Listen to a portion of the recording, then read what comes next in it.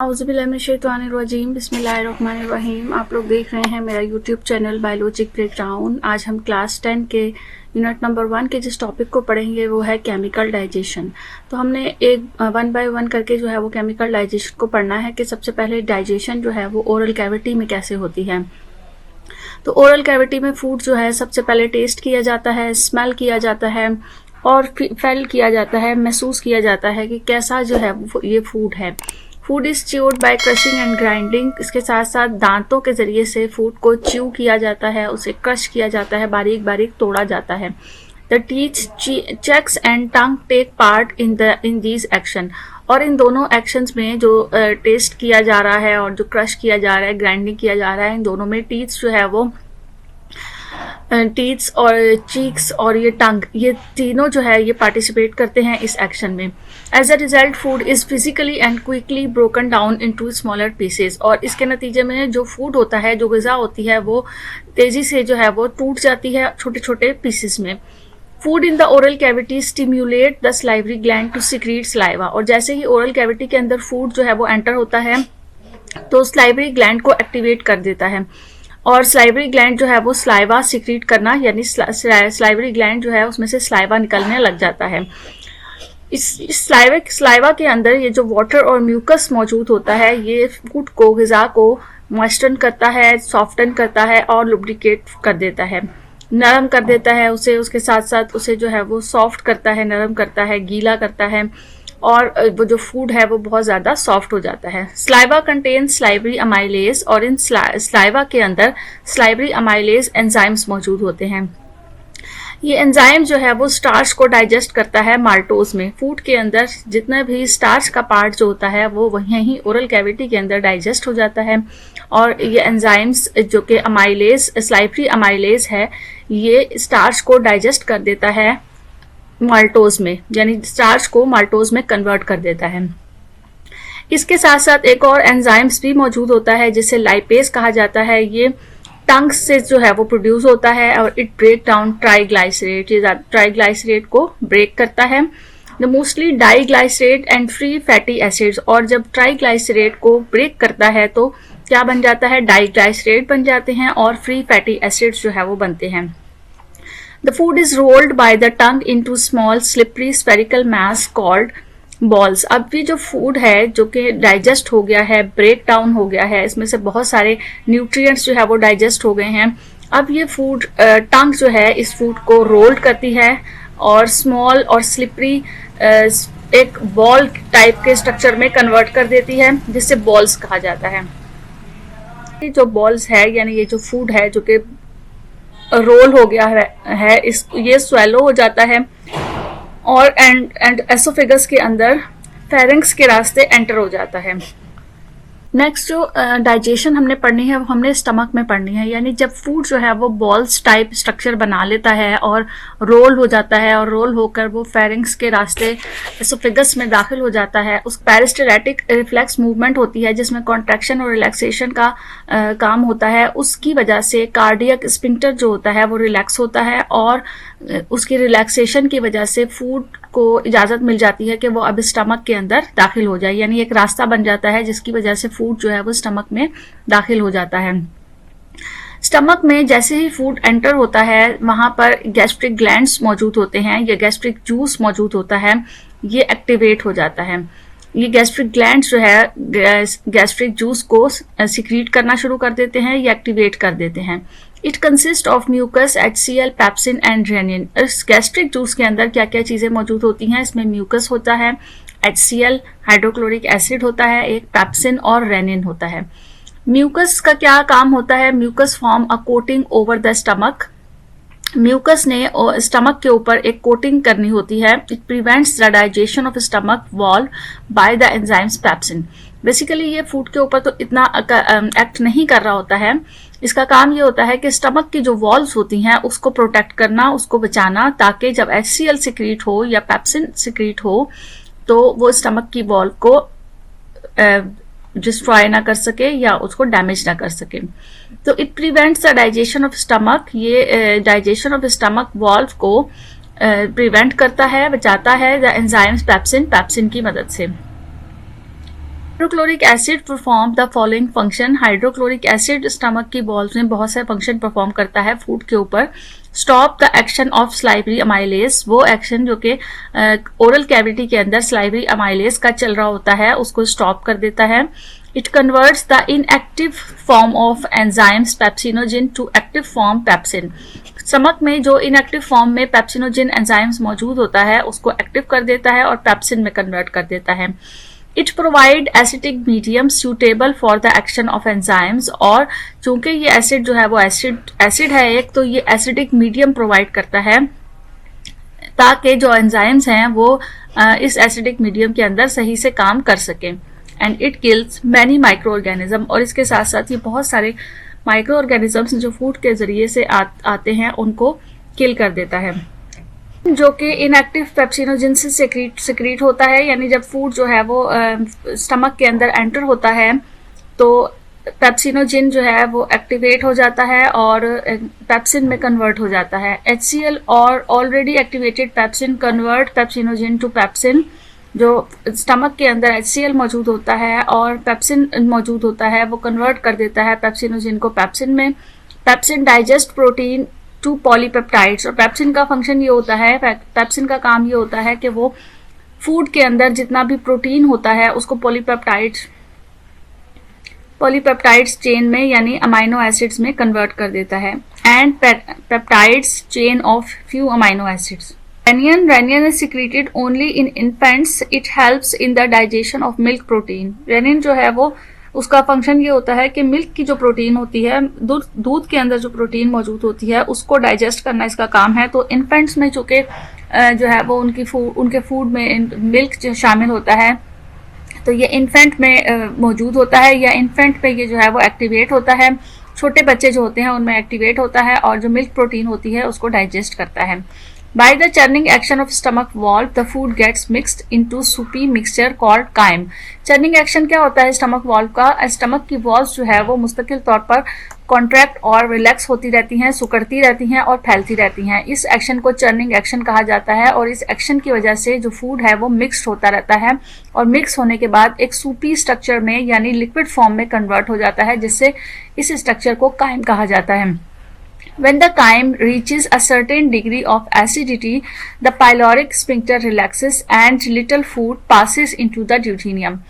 जब ये कायम जो है वो एक ख़ास क्वांटिटी में लिक्विड में कन्वर्ट हो जाता है और इसकी जो एसिडिटी है वो एक ख़ास डिग्री पर पहुंच जाती है, तो पाइलोरिक स्फिंक्टर जो है वो रिलैक्स हो जाता है। और पाइलोरिक स्फिंक्टर कहाँ मौजूद होता है? स्टमक और स्मॉल इंटेस्टाइन के दरमियान में मौजूद होता है। तो ये स्फिंक्टर रिलैक्स होने की वजह से जो फूड होता है वो ड्यूडेनियम में चला जाता है। जिस ऑर्गन में हमने डाइजेशन का काम पढ़ना है वो है digestion in small intestine. Small intestine के अंदर डाइजेशन कैसे होती है? जब फूड जो है वो पाइलोरिक स्फिंक्टर से स्टमक के रास्ते स्मॉल इंटेस्टाइन में दाखिल हो जाता है।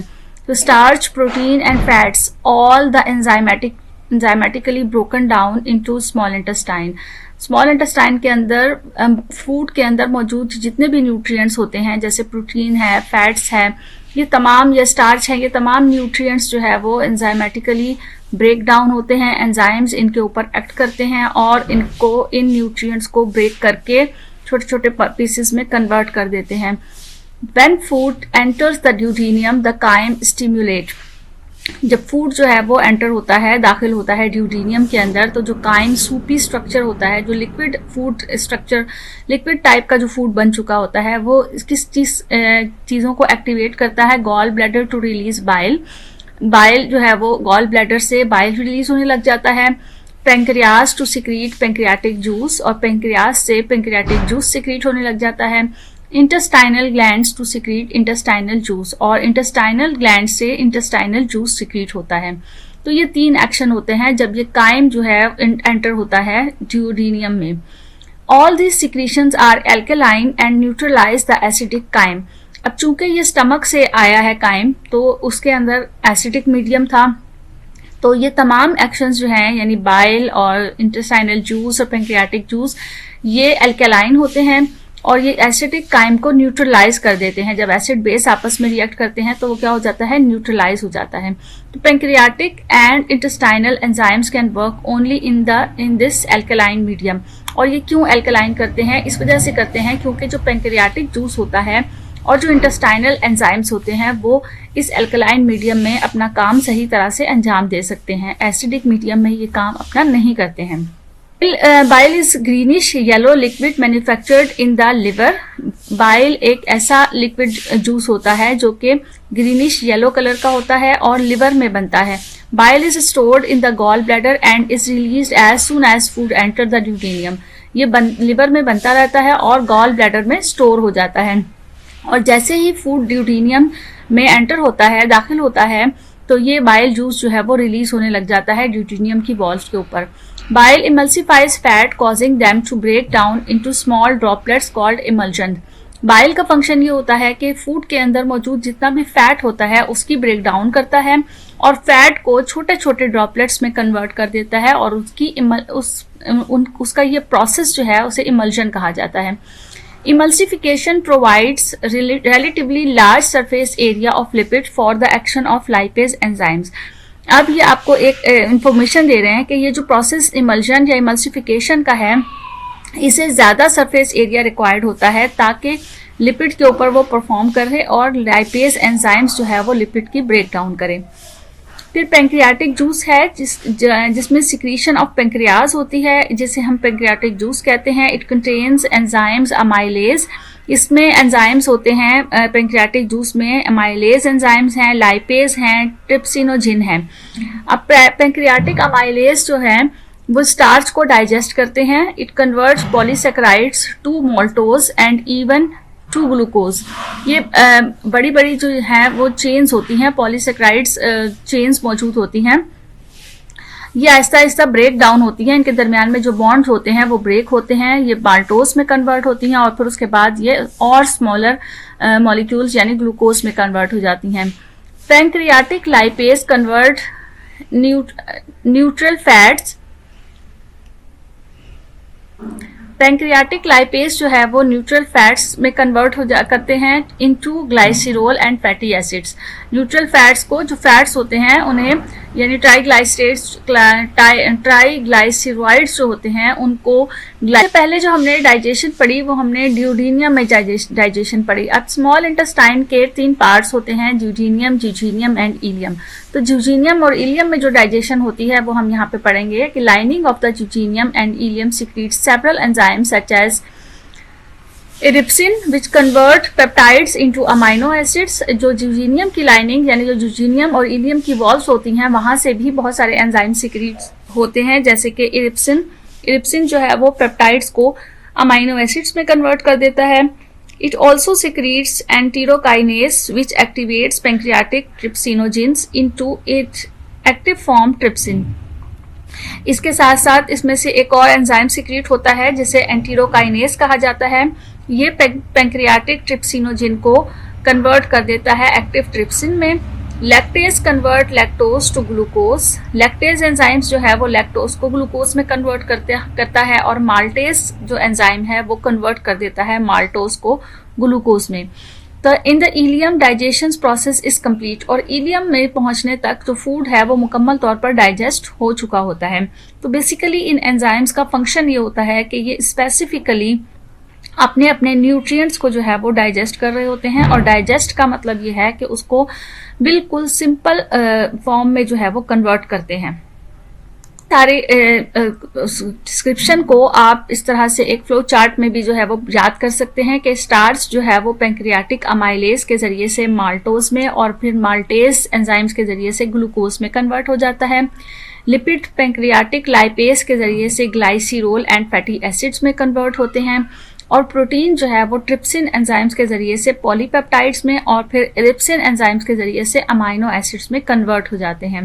जब इलियम तक पहुंचने पर डाइजेशन कंप्लीट हो जाती है तो यहाँ पर आके जो अब काम रह जाता है वो होता है एब्जॉर्प्शन का, यानी जो फूड है उसने ब्लड के अंदर एब्जॉर्ब होना होता है। तो absorption in the small intestine, food की एब्जॉर्प्शन स्मॉल इंटेस्टाइन में कैसे होती है, यहाँ पर हम इसको पढ़ेंगे कि internal lining of small intestine is modified to make tiny finger like projections called villi. Small intestine के अंदर बहुत सारी स्मॉल इंटेस्टाइन जो है वो मॉडिफाइड हुई भी होती है, उसने अपने स्ट्रक्चर को तब्दील किया हुआ होता है छोटी छोटी फिंगर्स की तरह की प्रोजेक्शंस के अंदर, जिन्हें हम विलाई कहते हैं। Simple sugars and amino acids pass through the wall of the villi into the blood capillaries। अब जब शुगर जो है वो बिल्कुल सिंपल फॉर्म में आ जाती है, यानी ग्लूकोज की फॉर्म में आ जाती है, तो ये जो है और जो अमाइनो एसिड्स होते हैं ये वॉल्व्स के रास्ते से, विलाय के वॉल्व्स के रास्ते से ब्लड कैपिलरीज में शामिल हो जाते हैं। Mineral salts and vitamins also pass in the blood capillaries of villi. और जो मिनरल्स होते हैं, वाइटामिन्स होते हैं, वो भी जो है वो इन ब्लड कैपिलरीज में विलाय के रास्ते शामिल हो जाते हैं और एब्जॉर्ब हो जाते हैं। Absorption occurs by a combination of diffusion and active transport. अब कैसे एब्जॉर्ब होते हैं ये बताना है आपने। तो एब्जॉर्प्शन जो है वो दो तरीकों से जो है वो होती है। एक तो डिफ्यूजन के जरिए से होती है, जहाँ पर इसकी कंसंट्रेशन कम होती है, ज़्यादा कंसंट्रेशन से कम कंसंट्रेशन की तरफ जो है वो मूव कर जाते हैं ये सारे पार्टिकल्स जो होते हैं, जैसे शुगर है, मिनरल्स हैं, सॉल्ट हैं, वाइटामिन्स हैं। जिस जगह कंसंट्रेशन ज़्यादा होती है, ऑब्वियसली जब आप लोगों ने फूड खाया होता है तो स्मॉल इंटेस्टाइन में, विलाय में कंसंट्रेशन ज़्यादा होगी, वहाँ से ये जो है वो ब्लड में डिफ्यूज़ कर जाएंगे। और दूसरा एक और मेथड होता है एब्जॉर्ब होने का, एक्टिव ट्रांसपोर्ट। तो glycerol and fatty acids are absorbed by the lacteal and ultimately will be poured into the blood. लिहाजा ये तो सिंपल जो थे वो तो हो गए विलाय के रास्ते। जब ग्लाइसिरोल और फैटी एसिड्स जो होते हैं वो एब्जॉर्ब होते हैं लैक्टियल के जरिए से, और फिर इस तरह से फिर उसके बाद जो है वो ये ब्लड में शामिल हो जाते हैं। ग्लाइसिरोल और फैटी एसिड जो है वो ये स्मॉल इंटेस्टाइन के अंदर एक और पार्ट होता है जिसे लैक्टियल कहा जाता है, उसके जरिए से ब्लड में पोर कर दिए जाते हैं, यानी उंडेल दिए जाते हैं या ये चले जाते हैं, क्योंकि ये बड़े मॉलिक्यूल्स होते हैं थोड़े से। अब absorb food in the food capillaries of the villi passes into the blood stream. जो भी ब्लड कैपिलरीज के अंदर फूड के मॉलिक्यूल्स आ गए हैं वो ब्लड स्ट्रीम में पास हो जाते हैं, and they are then carried away in the capillaries, और फिर वो कैपिलरीज में चले जाते हैं। They join up to form veins, जो कैपिलरीज बाद में वेन्स के साथ ज्वाइन हो जाती हैं, and these veins unite to form one large vein called the hepatic portal vein. और ये वेन्स बाद में एक बड़ी वेन के साथ जाके ज्वाइन होते हैं जिसे हेपेटिक पोर्टल वेन कहा जाता है। And this vein carries all the blood from the intestine to the liver. और ये वाली जो वेन है हेपेटिक पोर्टल वेन, ये तमाम ब्लड को जो है वो इंटेस्टाइन से लिवर में लेकर जाती है, विच में स्टोर और alter any of the digestion products. और ये लिवर के अंदर जितनी भी जो मॉलिक्यूल्स होते हैं वो सब के सब स्टोर हो जाते हैं। नेक्स्ट जो डाइजेशन है वो है in large intestine, absorption in the large intestine. के लार्ज इंटेस्टाइन में कैसे एब्जॉर्प्शन होती है। From large intestine water and some vitamins are absorbed into the blood. कुछ वाटर और कुछ वाइटामिन्स अगर जो है वो स्मॉल इंटेस्टाइन में एब्जॉर्ब नहीं हुए होते हैं तो वो लार्ज इंटेस्टाइन उनको दोबारा से एब्जॉर्ब करती है। एस्टिमुलेशन का प्रोसेस होता है। The products of digestion are carried round the body by the blood. These are absorbed by the body cells. जितने भी प्रोडक्ट्स होते हैं डाइजेशन के बाद हासिल होने वाली जो प्रोडक्ट है पूरी बॉडी के अंदर से वो ब्लड में चली जाती है, एंड दीज आर एब्जॉर्ब्ड, और ये एब्जॉर्ब हो जाती है बॉडी सेल्स के अंदर। The body sales use glucose, amino acids and fats. और ये बॉडी सेल्स जो है इसमें से इस पूरी प्रोडक्ट्स में से ग्लूकोज को, अमाइनो एसिड्स को और फैट्स को एब्जॉर्ब कर लेते हैं।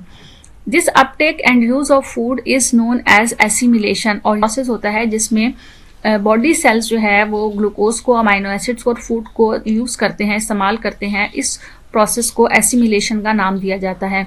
All the cells use glucose during cellular respiration to produce ATP. और ये तमाम सेल्स ग्लूकोज को कब इस्तेमाल करते हैं, जब सेलुलर रेस्पिरेशन का प्रोसेस हो रहा होता है, यानी जब कोई भी ह्यूमन बीइंग या कोई भी ऑर्गेनिज्म जो है वो एक्सरसाइज कर रहा होता है या उसके अंदर जो है वो रेस्पिरेशन का प्रोसेस फास्टली हो रहा होता है, एनारोबिकली हो रहा होता है, उस टाइम पर ये ग्लूकोज के मॉलिक्यूल सेल्स जो है वो इस्तेमाल कर लेता है और एटीपी को प्रोड्यूस करता है। प्रोसेस जो होता है वो होता है defecation. The semi solid waste, the faeces और stool is passed into the rectum. जितना भी सेमी सॉलिड वेस्ट होता है, फिसेस होता है, यानी वो सब चीज़ें जो कि अनडाइजेस्टेड रह गई हैं, डाइजेस्ट नहीं हुई हैं, वो रेक्टम में पास हो जाती हैं by peristalsis and expelled at intervals through the anus. और पेरिस्टालसिस मूवमेंट के जरिए से, कॉन्ट्रैक्शन रिलैक्सेशन की वजह से ये रेक्टम से एनस में आ जाती हैं। And then removal of undigested matter from the body is called egestion और डिफिकेशन। और ये जो प्रोसेस है जिसमें अनडाइजेस्टेड मैटर जो है बॉडी से रिमूव हो जाता है, उस प्रोसेस को इजेशन और डिफिकेशन का प्रोसेस कहा जाता है। तो ये डाइजेशन का प्रोसेस था जो हमने 1 बाय 1 स्टडी किया, जिसमें हमने देखा कि डाइजेशन कैसे जो है वो हर पार्ट में अलग अलग मुख्तलिफ एंजाइम्स के ज़रिए से मुख्तलिफ न्यूट्रिएंट्स को कैसे डाइजेस्ट किया जाता है डाइजेस्टिव सिस्टम के अंदर, और फिर किस तरह से वो ब्लड के अंदर एब्जॉर्ब होते हैं। नेक्स्ट टॉपिक के लिए साथ रहिएगा इसी यूट्यूब चैनल पर। अपना ख्याल रखिएगा। Thank you so much. अल्लाह हाफिज़।